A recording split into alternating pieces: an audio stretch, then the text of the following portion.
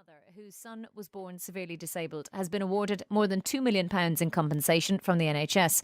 Lisa, not her real name, brought proceedings against the East Kent Hospitals Trust after scans showing her unborn son's disabilities weren't acted on or the dangers explained to her. Our reporter Sharon Terry met Lisa and her son, who's now 6 years old. Explain what happened with the birth of Reese. The sonographer picked up on my routine 12-week scan the levels of fluid around Reese's brain were slightly higher, in the high range of normal.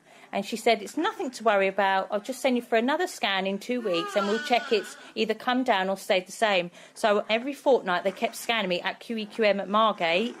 And every week the levels of fluid in Reese's brain increased. There was never any worry. There was never any, nothing ever seemed to come up flashing red signs. So never a worry on their part or mine. So as far as you were aware, you were going to give birth to a healthy boy? I was aware of that, yeah. The birth and the labour were fine. I knew that there was something wrong pretty much within a day of him being born. I was telling the doctors and midwives there was something wrong with him. Because how many children had you had prior to Reese? There were 2. So yeah. You're experienced mum.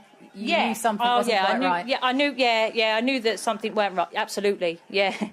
I actually had to phone my community midwife and say to her, there's something wrong with this baby and no one's doing anything about it. And it was my community midwife that phoned the hospital at QEQM and said to them, why is my lady sitting on maternity ward with this baby when it's clearly not very well? And then a registrar came down and admitted he needed to be in SCBU. What's Reese actually got? What's the name for The it? technical term is it's perisylvium polymicrogyria. And it means that the bumps in his brain didn't grow properly. We got quite large bumps. Reese has got very tiny bumps. So they didn't form properly. And I think that happened around the 12-week gestation mark. So, yeah, hence why they started seeing extra fluid at 12 weeks. Reese is blind. He's epileptic. He's got no body control, not even his head. He's fed via a tube because of no swallow. I have to empty his bladder for him.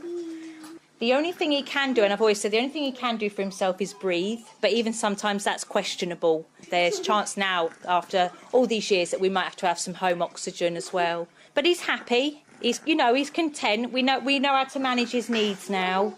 It's took us a few years, and it's been quite a long journey. But yeah, he's happy as he's going to get. Reese needs looking after 24 hours a day. You can't take your eyes off him. And if for any reason that Dad and I aren't here, we've got money to pay for. We've got money to pay for help. Equipment is so expensive. We couldn't afford to pay for that on just what Dad and I have ever earned. Reese is getting bigger now. The house that we live in, it's not suitable for a disabled boy. It's a family home, yes, but it's not for a disabled person. So we need a property. They don't come cheap. Adaptions don't come cheap. The money is crucial to make Reese's life as comfortable as possible. That was Lisa, not her real name, talking to our reporter Sharon Terry, telling us about the story of her son's disability.